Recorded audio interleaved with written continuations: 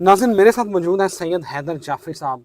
शाह जी आपकी बड़ी ज़रूरत है क्योंकि आपसे हम गाइडेंस लेते हैं और मेरे सुनने वाले देखने वाले वो भी आपसे रहनुमाई लेते हैं।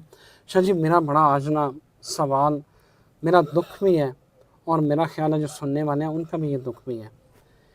शाह जी मुझे ज़रा बताइएगा, पिछली वीडियो में भी हमने बात की थी, ये कुर्बे क़यामत है या हमारी आजमाइश हो रही है?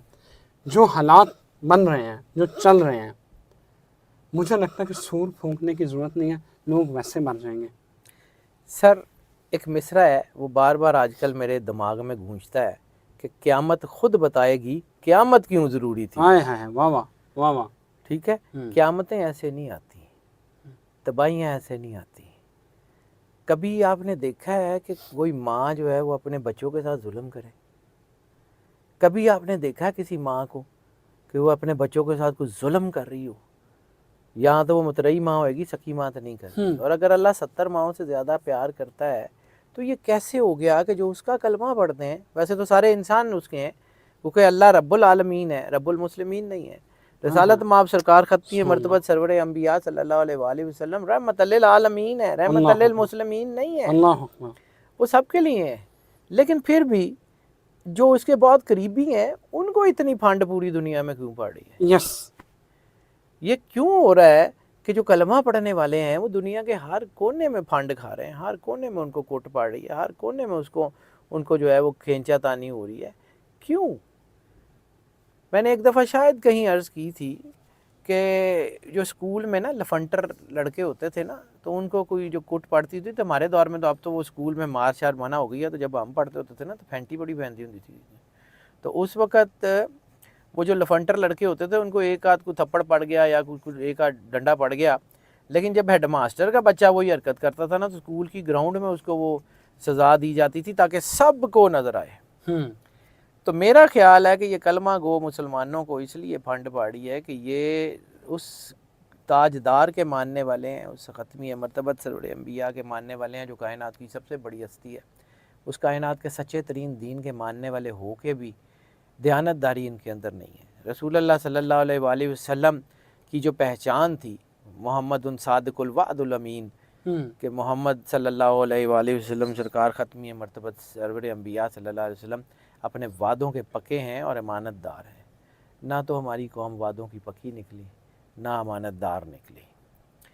हमारे यहाँ जो है वो सबसे ज़्यादा आशिकाने रसूल हैं, लेकिन हमारे यहाँ सबसे ज़्यादा कुरान के असूलों का कत्ल भी हो रहा है। हमारे यहाँ जो है वो ये तो कहा जाता है कि हम काट देंगे जो है वो कोई कुछ ऐसी हरकत करेगा, कुछ करेगा, लेकिन हम अपने किरदार की तरफ नहीं देखते।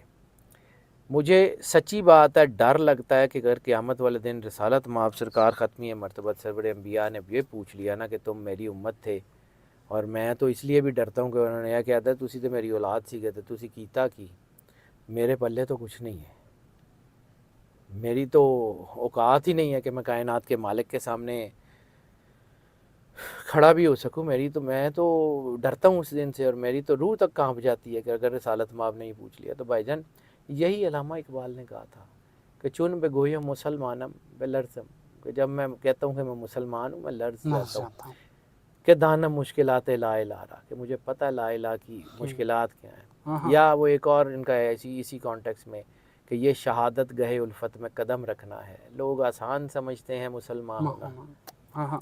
तो सर इसलिए ये कौम जो है ना, ये आपने अगर दुनिया में कहा कि जी आज जो है वो यहूदी पूरी दुनिया को रूल कर रहे हैं, तो वो यहाँ तक पहुँचे कैसे हैं?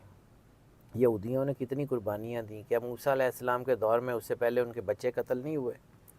और फिर मूसा अलैहिस्सलाम की पैदाइश के बाद फिर बाद में जब ये जो है वो उन्होंने बछड़े की पूजा की, तो क्या एक कोने से लेकर दूसरे कोने तक बनी इसराइल के हर कबीले में कत्ले आम नहीं हुआ? क्या इनकी क्लेंजिंग बार बार नहीं हुई? क्या हज़रत दाऊद अलैहिस्सलाम के दौर में तालूत और जालूत की लड़ाई में इनको कत्लेआम नहीं किया गया? क्या ये रिसेंट हिस्ट्री में जो है वो हिटलर के दौर में इनको कत्लेआम नहीं किया गया? ये लोग भी क्लेंजिंग के बाद यहाँ तक पहुँचे हैं। तो मुसलमानों को भी ये जो है ये सोचना पड़ेगा कि वेयर वी आर स्टैंडिंग। बिल्कुल ठीक है। शाह जी, ये क्लिनजिंग की बात आपने की, पाकिस्तान کبھی زلزلہ، کبھی سیلاب، کبھی کوئی اور آفت. ابھی بھی پیشگوئیاں آ رہی ہیں کہ زلزلہ آ رہا ہے جو پاکستان کو ہلا کے رکھ دے گا. تو یہ پاکستان کے ذائچے میں آخر کون سا ستارہ ہے جو ہلچل مچا رہا ہے؟ سر صرف پاکستان میں نہیں، میں نے اس کانٹیکس میں وہی بات کی کہ مسلمان، لیکن پاکستان اس لیے اہم ہے کہ رسالت مآب صلی اللہ علیہ وآلہ وسلم کی جو احادیث ہیں ان کی روشنی میں جو ہم نے اخذ کیا، Pakistan is not the ordinary land. Pakistan جتنا ٹوٹنا تھا ٹوٹ گیا، اب نہیں ٹوٹتا، میں اس بارے میں بھی شور ہوں. لیکن اس پاکستان نے چونکہ ایشیا کی صدی میں جانا ہے، اور حضرت سخی سلطان بہو کی کتابوں میں، حضرت سخی سلطان بہو رحمۃ اللہ علیہ کی کتابوں میں اس کا ذکر ہے. صوفی برکت علی لدھیانوی نے اس کا ذکر کیا. صوفی صاحب رحمۃ اللہ علیہ بہت بڑے فقیر ہیں، انہوں نے جو کہا، واصف علی واصف صاحب نے جو کہا وہ ہو کے رہنا ہے. بری امام سرکار نے جو کہا وہ ہو کے رہنا ہے. تو یہ وہی خطہ ہے جس کے بارے میں رسول اللہ کی حدیث کے اشارہ ملتا ہے کہ مجھے اس علاقے سے ٹھنڈی ہوا آ رہی ہے، تو وہ ٹھنڈی ہوا والا علاقہ ہے، تو اس کی کلینزنگ زیادہ ضروری ہے. تو یہاں پر جو ہے نا یہ قوم جو ہے نا یہ اس وقت تک یونائٹ نہیں ہوگی جب تک ان کو جو ہے وہ کہیں مجبور نہیں کیا جائے گا. یہ تب تک یہ یہودی کیوں یونائٹ ہوئے تھے؟ میں بار بار اسی طرف جاتا ہوں. پھنڈ پئی سی نا، کتنے لاکھوں کے قریب یہودی جب قتل ہو گئے تھے تو اس کے بعد پھر ان کو پھنڈ پڑی تھی نا، پھر یہ ٹھیک ہو گئے تھے. آج دنیا میں رول کر رہے ہیں، پاکستانیوں نے بھی کرنا ہے. میں نے کہا تھا کہ میں نے بڑی عرصے میں میرا میم کنونسڈ 2027 تک دیکھ لیجئے، یہ 4-5 سال میں دیکھیے گا، پاکستان ہی نہیں دنیا بھر میں مسلمان ایک بڑی طاقت کے طور پہ ابھریں گے. 2027 تک لکھ لیجئے اور کہیں نوٹ کر لیجئے، یو ول سی اٹ. ابھی یہ 4-5 سال جو ہے نا یہ کوٹ پڑنی ہے مسلمانوں کو، یہ ان میں انہوں نے آگے جاتے جاتے ٹائم لینا ہی لینا ہے. اور you will see it, you will see it کہ یہ ہوگا. اور اب رہ گئی بات کہ جی جو ہے وہ بار بار زلزلہ، تو ہاں زلزلے کے اثرات یا زلزلے کے جو نمبرز ہیں وہ مجھے بالکل کلیئر کٹ نظر آ رہے ہیں. لیکن ایک چیز اور ہے، میں اس بارے میں بھی کنونسڈ ہوں کہ وہ زلزلہ اس علاقے کو اس طرح نہیں ہلائے گا جیسے اس نے ترکی کو ہلایا تھا. اچھا یہ تو مجھے تھینک گاڈ کہ آپ اچھی خبر دے رہے ہیں. مجھے یہ نظر آ رہا ہے کہ وہ اس طرح کی تباہی نہیں آ رہی. ہاں ہوگی ضرور، اس کے چانسز ہیں، اللہ بچا لے. اور میں وہی جو ہے وہ بار بار یہ بات کہتا ہوں کہ کوئی مطلب میرے اندر شاید انسان ہوں نا، تو کچھ بہت ساری چیزوں کو فیل کرتا ہوں. میں مسلمان جو ہوں لیکن پاکستانی ہوں، تو پاکستان کی تکلیف مجھے بڑی اندر سے محسوس ہوتی ہے، لیکن کچھ کر نہیں سکتے. تو بس دعا ہے کہ اللہ کرم نوازی کر دے، اور یقین بھی ہے کہ اللہ کرم نوازی ضرور کرے گا. حالات تو اس طرف جا رہے ہیں کہ چیزیں بہتری کی طرف آئیں گی، اور مالک بہتر سے بہتر حالات ضرور کرے گا. مجھے کوئی علامہ صاحب نے کہا تھا کہ ذرا نم ہو تو یہ مٹی بڑی زرخیز ہے ساقی. تو یہ مٹی بڑی زرخیز ہے، ذرا تھوڑا سا ان کو جو ہے سانس تو آ لینے دیں. شجی، آپ نے یہ فنڈ کے بعد اکٹھے ہونے کی بات کی ہے، تو کیا یہ اسپیسیفکلی پاکستانی عوام کی بات ہے یا اوورآل مسلمانوں کی آپ نے بات کی ہے؟ سر اوورآل دیکھیں میانمار میں کیا ہوا ہے، آپ دیکھ لیں دنیا میں کہاں کہاں مسلمانوں کے ساتھ کیا کیا ہو رہا ہے. اور اس کے بعد مسلمانوں کی آرگنائزیشنز بہتر نہیں ہو رہی؟ کیا مسلمانوں کی آپس میں کوارڈینیشنز بہتر نہیں ہو رہی؟ کیا سیریا کے مسلمانوں کا جو کبھی بالکل ہی جو ہے وہ راستہ بلاک تھا ٹرکش لوگوں کے ساتھ، کیا وہ بہتر نہیں ہوا؟ بہتر میں ایران سعودی عرب اگر دوست بن رہے ہیں سر، یہ مسلمان اکٹھے ہوں گے. اور میں نے پہلے بھی عرض کیا تھا کہ وہ جو اسلام کی سب سے خوبصورت تصویر اس وقت بنے گی جب تمام کے تمام فرقے اکٹھے بیٹھیں گے، تو وہ جو چہرہ اسلام کا سامنے آئے گا وہ دنیا کا سب سے خوبصورت چہرہ ہوگا. یہ جو ابھی تو ہمیں یہ فرقوں میں بانٹا ہوا ہے نا، شیعہ سنی وہابی دیوبندی، ابھی تو ہمیں جو پنجابی سندھی بلوچی ڈانٹا ہوا ہے، یہ سارے اکٹھے ہوں گے and we would be sitting on one place.